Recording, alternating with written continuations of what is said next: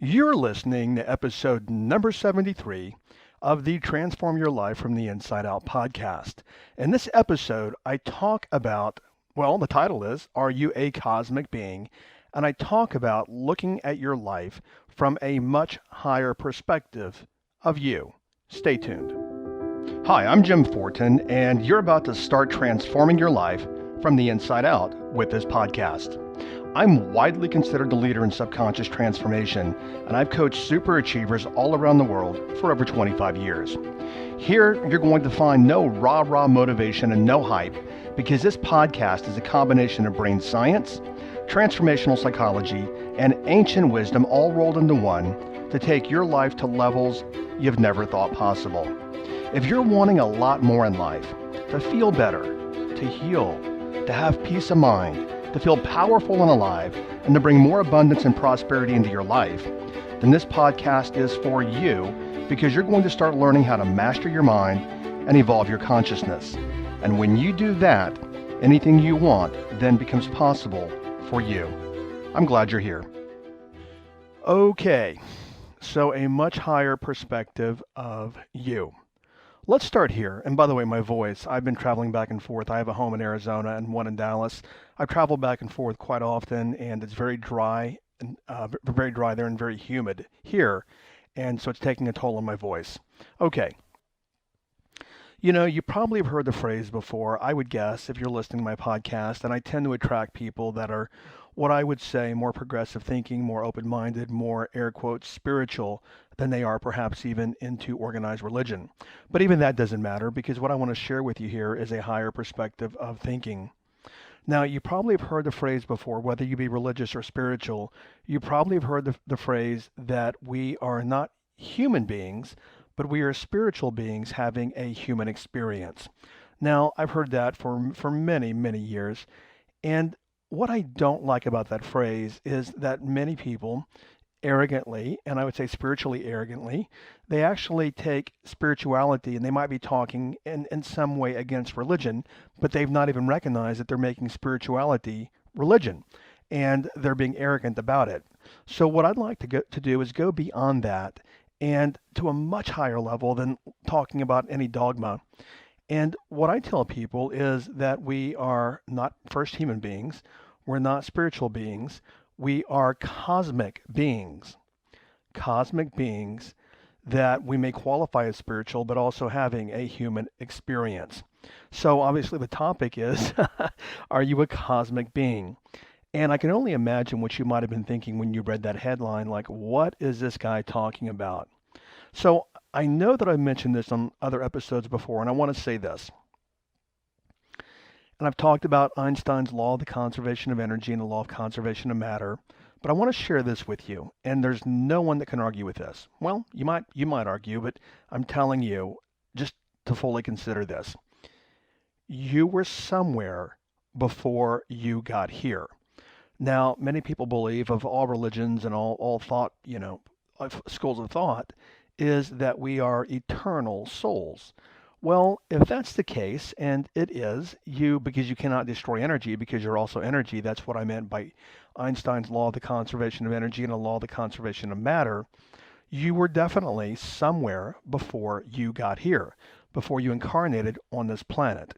Now, the operative word is that you were somewhere before you incarnated on this planet to become who you think that you are, but who you think that you are in the 3D, which I'm talking the third dimension, when actually we're really already operating in the fifth and sixth dimension.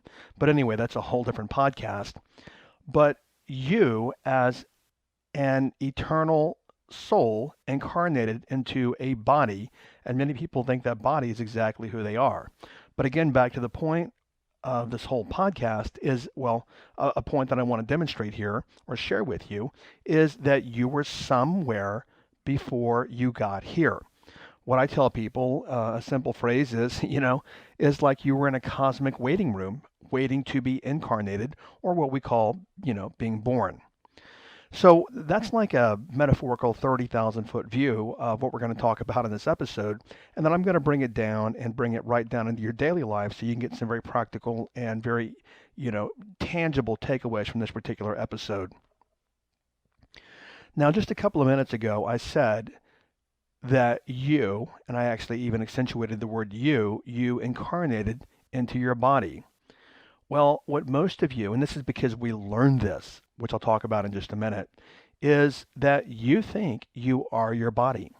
And you think that you are Joe Smith or Jane Doe, and many, well, not you particular, but many of you, and you think, oh, I'm Japanese or I'm Russian or I'm Filipino or Peruvian or Canadian or whatever, and I am a male or female or, I'm all these things, but these are all very human definitions of what you really are.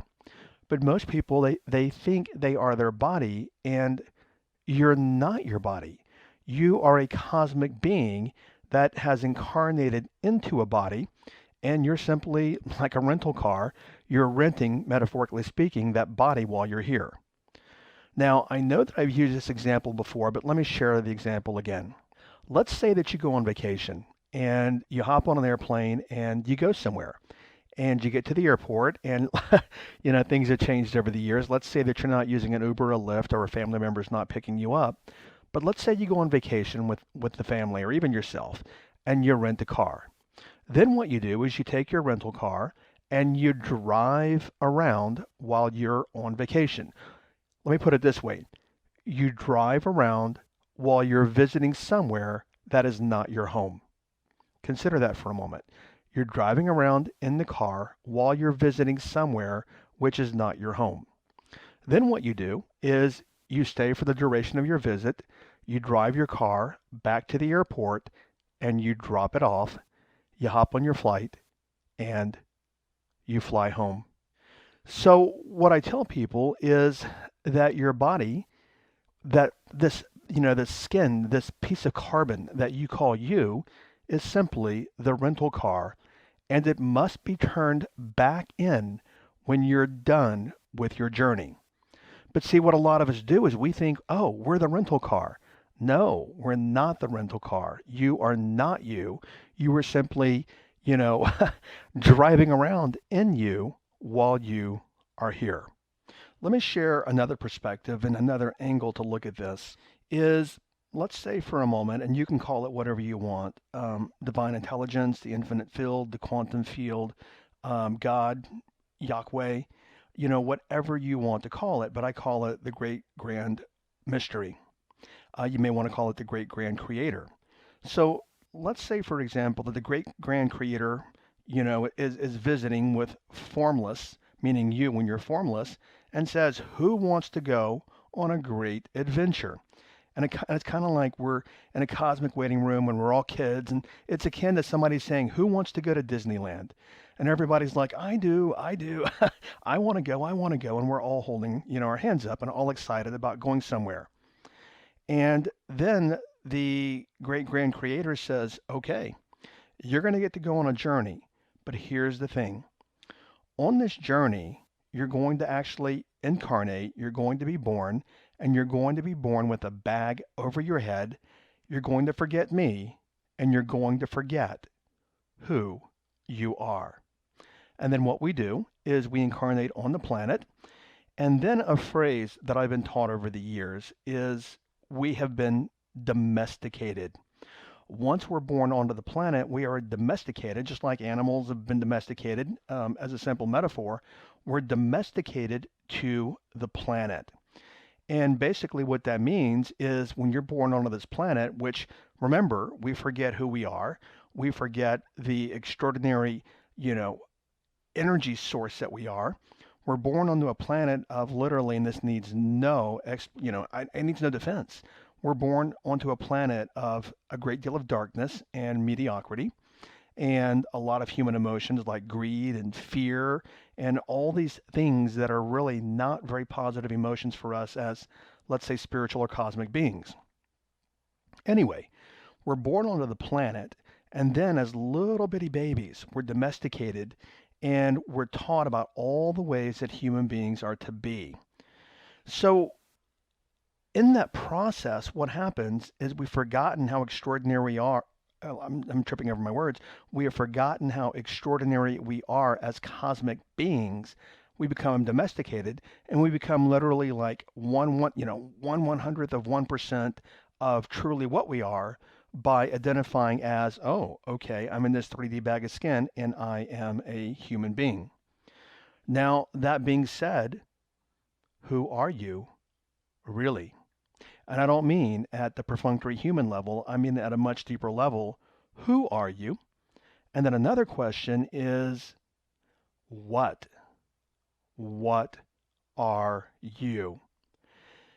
Sit with that for a second. Seriously, take some time and just ponder that. And even by asking the question, you start to activate your consciousness around this subject. But what are you? Because if you were somewhere before you got in the body and you're going somewhere after you leave the body, then what are you? And then where are you going? Where were you before you got here? Somewhere in the cosmos. Where are you going when you leave the body? Also, somewhere in the cosmos. Now, back to what I was talking about. What happens is that we're born onto this planet and then we get trapped. We get trapped by humanity through our domestication. And what I mean by that, very tangibly, is that we learn all these things about planet Earth, about what I call Earth School, and we learn from people most times who are functioning at very low levels. I mean, the conversation that you're listening to right now, I guarantee you at the level you're listening to this conversation, the majority of the planet is not thinking about it in this way. As a matter of fact, most, and I do mean most, statistically, may be thinking about it, but they're thinking about it through dogma, through certain organized structures of thought on the planet. And that might be their reach for the divine. But what they're really not thinking about is the cosmology of the divine. So my objective is, my intention is to free you, literally, to free you from your illusion of you. So back to the 3D struggles. What kind of struggles do you have in your life? Consider that for a moment. And just start numbering off in your mind all the struggles you have. And I'll tell you a simple struggle that so many people struggle with is money and material things. But the interesting thing is that you are an evolved enough being to be able to incarnate into a body and go through that gestation period and everything and be born on the planet. And you've got this divine intelligence running within you, for example. To demonstrate that, the divine intelligence within you, your body is an amazing piece of cosmological technology. Let's say, for example, you get a paper cut, something really simple we can talk about. Well, you get a paper cut, you don't have to sit there and stare at it and all this kind of stuff. It simply heals itself. There is a divine cosmic intelligence in you. Now, you know that's a truism. Every single one of you listening has had a paper cut, or you've fallen and scraped your knee or whatever, and you heal. Well, that's divine intelligence, but you know what? What most of us never fully stop to realize is we have that extraordinary divine intelligence, but yet we can't figure out how to make, something as simple or attract something as simple as 3D money. I mean, when you look at it from that perspective, that's mind-blowing, right? There's a phrase that I work from as well, and I'm sure you probably heard it somewhere before, but the phrase that I work from is to be in this world, but not of this world. So physiologically, I'm definitely in this world. I mean, I'm creating this podcast, but I'm also energetically not in this world simultaneously while being physiologically in it. And I also work from I'm not of this world. And that, guess what? Just like you, one day this bag of skin that I'm walking around in is going to stop breathing and I'm going to leave the planet. Let me give you another example here. Let's take, for example, the very, very tip of one of your pinky fingers. When I say the tip, I mean literally just the little bitty 16th of an inch at the tip of your pinky finger. All right. Now, if you took your thumb and you put that on and do it now, if you can do it safely and you're not driving, you take your thumb and you put it right on the tip of your pinky, and you notice that you've got a connection between your thumb and your pinky. Well, that very, very, very tip of your pinky really is the representation of your entire life physiologically. Jane Doe or, John Smith or whatever. But then notice that that little bitty tip of the pinky is like a minuscule part of your entire body. Well, your 3D you, meaning your human identity, is just a minuscule representation of the larger you. But then what we do, I've been there, and I've learned this stuff again many years on the path that I've been on. What we do is we let that little bitty minuscule part of us, the very, very tip of our pinky, control the rest of us, meaning the rest of our being. So we let this 3D Jim Fortin, Bob Smith, Jane Doe, whatever. Now, again, I want to back up there and that this has been drilled in my head for many years is to not let that little part of me, I'm just using myself as an example, to not let that little part of me control the totality of my beingness. And that's what I'm bringing to you in this episode. Because when you're getting into your anger and your fear and your greed and your all these things that people get into, you're letting the little bitty part of you control the totality of you. And quite literally, you're wasting a significant amount of your opportunity here on the planet. So hopefully that makes sense to you is that we don't want to let that little bitty tip of the pinky control us. We want to fully, recognize, well, I don't know if it's fully is the right word, but we want to further recognize that we are cosmic, eternal energy beings. And then that being said, and it's true because, like I talked about Einstein's law of the conservation of energy, law of conservation of matter, I will not go into it in this episode, but basically energy and matter cannot be destroyed, which you're physically partly carbon, meaning the physical body. You know what? That can be destroyed, but the energy in the body cannot be destroyed. So what I'm telling you is also physics and science is that you are an eternal being. Now, that being the case, have you recognized that you've let that powerful eternal being be controlled by what your mother-in-law did? And actually, this is the perfect episode because it's coming out. I don't know when you're going to listen to it, but I'm going to tell you right now, it's coming out the day before Thanksgiving 2019. And how many of you are already dreading going home to see your mother-in-law, your family, the negativity at home? My brother-in-law does this, my wife does that, my husband does that. Oh my gosh, wait till I'm around my in-laws. They're going to drive me crazy. Well, there's not any better timing. Nothing happens by accident. And have you noticed that you're letting the totality of you be controlled by that little bitty part of your pinky that you think is you? Another question that I tell people when I don't have experience of something, even a non-ordinary reality with a shaman, most things in life are what I would in the cosmos are beyond my pay grade, meaning I can speak to it, but I can't go in depth because I don't know. But a question that I have for you, and I prefaced it with what I just said, is considering the fact that you're an eternal cosmic being, what power do you think that you had, and for how many eons of time, perhaps years we could say, but that's an earth measurement, how long have you been traveling? What have you gained? Because you're an eternal soul, what have you gained in eternity? Now, where I'm going with this is you've gained a lot over billions and billions of years of your existence, if not even, trillions of years of your existence. And now some people could say, well, the Earth is only 4 billion years old and our universe is only 4 billion years old. Scientists are already discovering now that we live in a multiverse. There's not just one universe.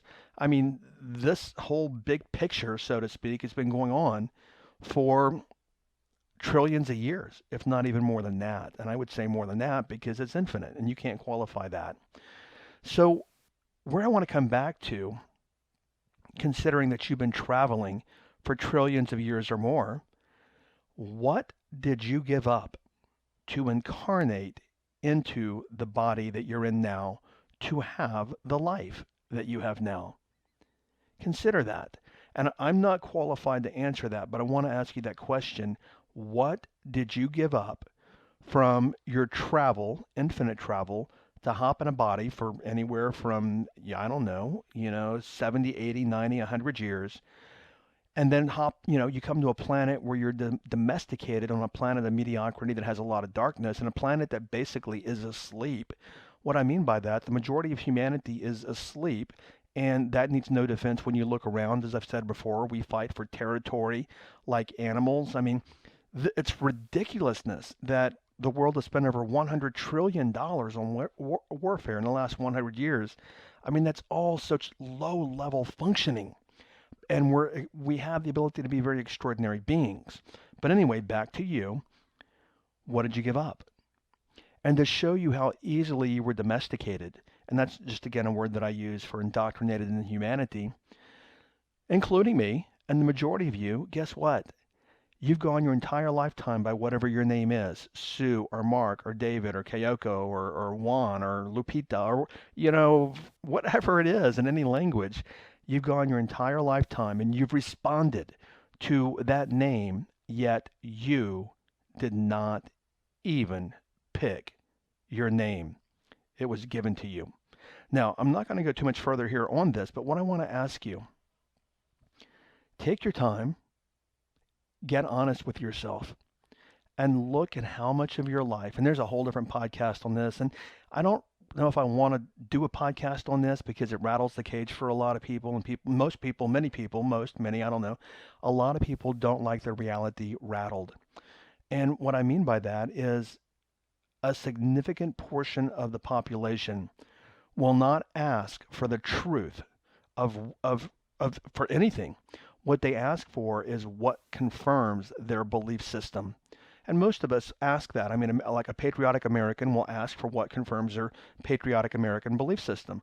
Or a Christian or a Jew or a spiritualist or a Japanese or a Peruvian or any thought process on the planet, most people won't ask for what's true. They will ask for what confirms what I call their model of reality. But what I want you to look at right now, what have you been indoctrinated with that literally, even let's forget all the cosmic stuff for a moment and just look at your time on the planet. What have you been indoctrinated with that makes your time on the planet more difficult when it's nothing more than indoctrination? I'll give you a couple of examples here, and very, very simple ones, and only a couple. Number one is money's hard to make.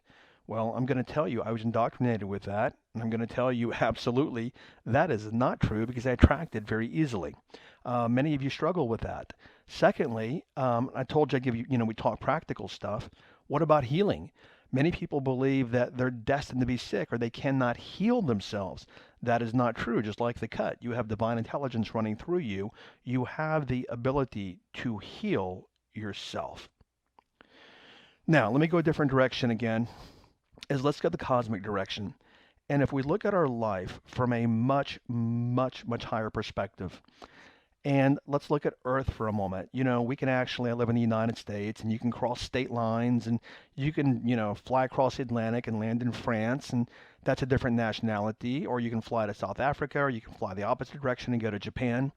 We have all these human-imposed destinations in the world, and they're about identities and nationalities. For example, the Japanese have Japan, and the British have Great Britain, and etc. But if you go to the moon, you cannot see any of these human-created limitations. They don't exist. They're simply human-created. So, considering the fact that you truly are a cosmic being, what I want you to look at right now is, as I just alluded to, what are all the limitations that you have accepted for your time on this planet because you've been indoctrinated with it from the age of, well, from when you were born. That's what I want you to think about, because all these things that people literally struggle with for a lifetime are literally, compared to the totality of your being, tiny, insignificant things. Yet people wrestle their entire lifetime with tiny, insignificant things, and they stay trapped. And when they stay trapped, they have no peace. And when they have no peace, they have no joy. A phrase that was shared with me many years ago is this, and the phrase is, common men are hooked to other men. The warrior is hooked to infinity. So that's kind of like saying, a parable or a metaphor, not a parable. But it could be like, we could say, well, I'm trying to get this out of my mind into this audio for you. But it's like, where do people spend their attention? Do they spend it, do they spend it in like People Magazine and gossip? Or do they spend it like sharpening their consciousness and evolving and growing? They're spending their attention in two very different places. And when I'm talking to you as a cosmic being, where is your attention as a human being invested? Because the truth is that you are an extraordinarily powerful cosmic being. And all the daily stuff, literally, it doesn't belong to you. All the daily stuff that you get trapped in, the fear, the worry, the mother-in-law, the job, the money, doesn't belong to you, and it's inconsequential to what many people will call their higher self. I call it your cosmic self. So your takeaway is, are you investing your attention and your awareness in the little bitty minuscule into the pinky 3D version of you? And are you letting that control the infinite totality of the cosmic you? Okay, so that wraps up this episode, and the next episode is going to be I'm just laughing as I think about this right now because it just hit me in the face. When I create these episodes, I go through questions and I'm like, okay, what question can I answer that will have the biggest impact for the biggest amount of people? And I didn't even realize it till just now. The question that I picked is, why can't I stop procrastinating even though it causes mental stress? And I'm just laughing at that because it's almost juxtaposed in irony compared to what we just talked about. I mean, it almost just demonstrates the person being trapped in the little 3D part of their pinky. But anyway, that's what we're going to talk about on the next episode, is why can't I stop procrastinating even though it causes mental stress? Okay, thanks for listening, and I'll catch you over on the next episode. Bye-bye. Thank you for listening to this entire podcast. If you're the kind of person who likes to help others, then share this with your friends and family. If you found value, they will too. So please share via your social media channels. Also, if you have questions, I'm here to assist. You can email me questions to support@jimfortin.com, and I may even use your question for a future podcast episode. Also, if you want transformational content like this daily, connect with me on Instagram. My Instagram name is I am Jim Fortin. Finally, I do have a personal request. I believe that we're all here to help others and to grow and evolve ourselves. Together, you and I, let's help more people. If you would please leave a review on iTunes, and a good one, by the way. I'd be grateful, and through your assistance together, we can transform more lives. Thanks for listening.